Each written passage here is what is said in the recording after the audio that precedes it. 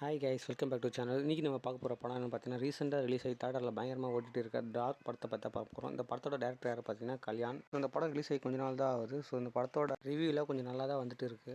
இது பார்த்தீங்கன்னா ஒரு complete horror, psychological horror thriller movie. So படத்தோட ஸ்டோரி, இந்த படத்தோட ஹீரோ பார்த்தீங்கன்னா புதுசாக கம்பெனியில் ஜாயின் பண்ணுறாரு. ஸோ அவர் தங்கத்துக்கு ஒரு வீடு தேவை சொல்லி பார்த்தீங்கன்னா அவர் பார்த்தீங்கன்னா ஒரு வீடு தேடி அழிஞ்சிட்டு இருக்காரு. அப்போ தான் பார்த்தீங்கன்னா அவர் பார்த்தீங்கன்னா ஒரு வீடு ஒன்று கிடைக்கும். நம்ம பாக்கியராஜா பார்த்தீங்கன்னா இருக்கிறாரு. ஸோ அவர் வீட்டுக்கு மேலே பார்த்தீங்கன்னா ஒரு வீடு ஒன்று பார்த்தீங்கன்னா காலியாக இருக்குது. ஸோ அந்த வீட்டில் இவர் போகலான்னு பார்க்குறாரு. பட் அந்த வீட்டில் பார்த்தீங்கன்னா ஒரு சிக்கல் இருக்குது. அந்த வீட்லேயே பார்த்தீங்கன்னா ஒரு 3 பேர் என்ன பண்ணிக்கிறாங்க, மாற்றி சண்டை போட்டு மாற்றி அவங்களுக்கு சாவச்சிட்டு 3 பேர் எரிஞ்சு செத்து போயிட்டாங்க அந்த வீட்டில். இந்த வீட்டை எப்படியாச்சும் விற்கணும்னு சொல்லிட்டு நம்ம பாக்கியராஜ் பார்த்தீங்கன்னா ஒரு பிளான் பண்ணுறாரு. அதாவது இந்த வீட்டில் யாராச்சும் ஒரு 3 மாதம் தங்கினா, ஸோ இந்த வீட்டில் எந்த ஒரு குறையும் இல்லைன்னு சொல்லி தெரியும் மக்களுக்கு. அதுக்கப்புறம் இந்த வீட்டில் பார்த்தீங்கன்னா எல்லோரும் வந்து தங்குவாங்கன்னு சொல்லி பாக்கியராஜ் ஒரு பிளான் பண்ணி, ஸோ ஹீரோவும் பார்த்தீங்கன்னா நம்ம ஹீரோவும் அந்த வீட்டில் தங்க வைக்கிறாரு. ஸோ ஹீரோவும் அந்த வீட்டில் போய் தங்குறாரு.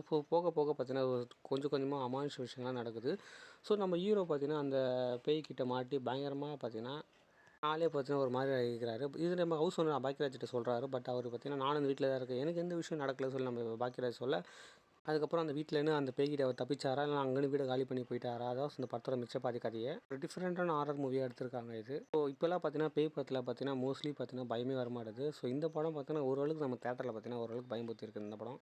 படத்தோட பிக்கெஸ்ட் ஸ்ட்ரென்த்து பார்த்தீங்கன்னா மேக்கிங் அண்ட் அட்மாஸ்பியர். நம்ம டேரக்டர் ஜெகன் பார்த்தீங்கன்னா இந்த படத்தில் பார்த்தீங்கன்னா ஓரளவுக்கு நல்லாவே சூப்பராக பண்ணியிருக்காரு. ஸோ சீன் பை சீன் பார்த்தீங்கன்னா நமக்கு ஓரளவுக்கு பார்த்தீங்கன்னா பயங்கரமாக பார்த்தீங்கன்னா பயமுறுத்திருக்கு இந்த படம். அப்போ பார்த்தீங்கன்னா படம் பர்ஃபெக்டாக கேட்டால் நாட் எக்ஸ்ட்ராக்ட்லி.